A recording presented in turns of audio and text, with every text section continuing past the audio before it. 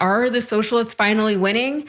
Not quite yet, but a recent Gallup poll shows that Americans have a less favorable view of capitalism than they did in the past, particularly among Democrats and independents. So this is from Gallup. They said Americans are more positive toward capitalism than socialism, but the 54% viewing capitalism favorably is down from 60% in 2021 and near that level in most prior years.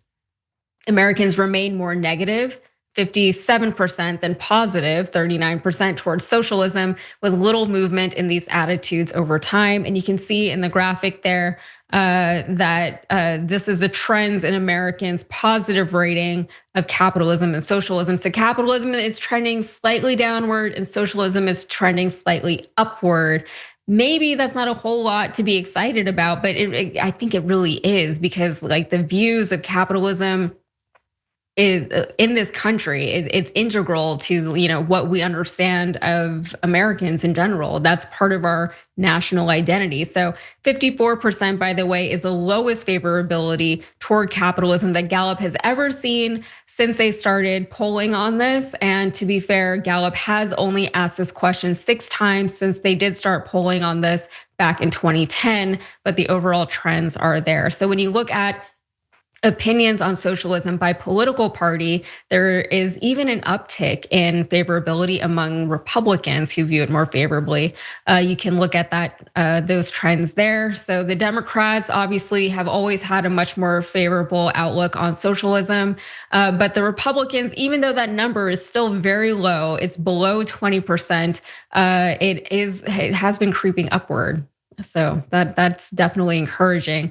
The Democrats are currently the only group, however, that view socialism more favorably than capitalism. But I think the trends are encouraging. Jackson, what do you think?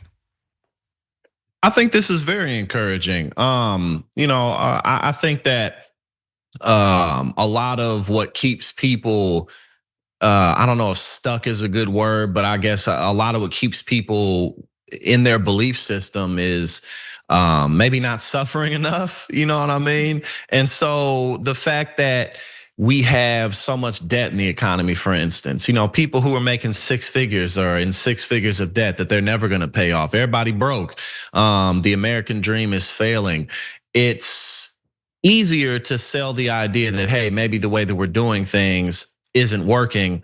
And more importantly, there's a better way to go about it. The propaganda that anything socialist is terrible doesn't sell as well when people can't afford groceries, especially when a party is in charge who is always saying that capitalism is our best option. Now, I think that it's important for us to, again, I always talk about local politics. You can look at examples of cities around the country that may have universal basic income systems, or in Missouri, Medicaid's a federal program, but on a ballot measure, Missouri voters voted to expand Medicaid. Taking advantage of opportunities to do things like that will help us to sell just the idea that there's a better way. I think that we can kind of get a bit lost in the semantics. Like if you're an everyday person, like capitalism, socialism, like what does that really mean? But I think that the leaders in our generation have a very good opportunity going forward to just say, hey, let's expand the healthcare system. Let's make education cheaper and just sell those good ideas. So I think, yeah, this is very promising. Yeah, and your point about semantics, that's not an insignificant point, right? There's so much that gets branded, right? Just the words that we use take on a connotation whenever they're used in political conversations, right? And part of that is, we have jargon to simplify conversations, so we can just say a word and it means this whole idea, but it also carries weight with it, right? And over time, some of these words can get weighed down a little bit. And if the connotation starts to veer toward the negative, then it's very, very hard to swing all that weight back the other direction. And I think, socialism, that takes on a lot of negativity whenever you just say it that way, because people immediately want to look to history. I mean, there's the obvious socialist party that did very, very bad things in Germany a few decades ago. So there's that association. There's also the fact that a lot of people can't seem to distinguish what socialism is compared to communism. Also, people don't understand how socialist our society actually is, or I guess used to be, right? So there is a lot of overcoming that needs to happen as far as branding, but just the fact that these things are trending in a positive direction is very encouraging because people are starting to look past the ideas that have been so ingrained within us. Capitalism really is something that Americans are bred to not just understand, but to worship. And not just that even, but just like that's the only way of the world that we are even supposed to consider, right? That is end all be all. That is the best way to move forward, even though capitalism is by and large responsible for so many of the problems that everyday Americans are facing here in this country, because it is completely a growth model, and all growth all the time makes no sense. And I feel like I knew this, I understood this when I was a child. Things are supposed to fall, right? Things can't just keep going up. They have to come down at some point. Things are supposed to die also. Death is a very natural part of this life and all the cycles that make up this life. But capitalism does not allow for any of that. And if you're constantly growing, you're gonna run out of resources, you're going to be stretched thin, and things are going to accumulate in very unnatural ways. So anyway, while it seems that Americans have a very long way to go before they properly break up with capitalism, there is a bit of a significant silver lining to all of this. This year's survey asked Americans to evaluate free enterprise, big business, and small business in addition to capitalism and socialism. Americans are overwhelmingly positive towards small business, 95%, and free enterprise at 81%, as they have consistently been, but there are far more negative. They're far more negative toward big business, with 37% rating it positively and 62% rating it negatively. Perceptions of big business have tumbled in recent years, including a 9-point decline this year on top of a 6-point drop in 2021. And in 2019, a slim majority of 52% of Americans still had positive views of big business. The high point was 58% in 2012.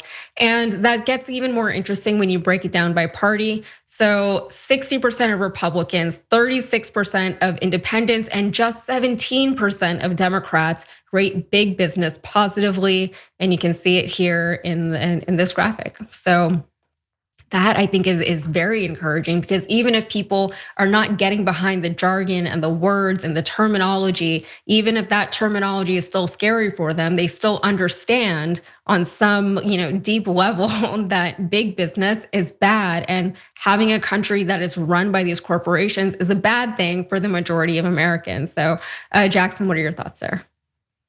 Yeah, like you said, constant growth really doesn't make any sense. And eventually you have to start sacrificing people's livelihoods. That's the push for automation, not paying people, shrinking people's wages, cutting away benefit programs, lowering taxes on corporate America, corporate stock buybacks that were illegal before Ronald Reagan was elected. Oftentimes you'll see corporations of various sorts firing thousands of people so that they can then use that labor money to buy their own stocks back. You look at the economy, we're looking at our numbers now, job numbers are faltering, more people unemployed than are looking for jobs.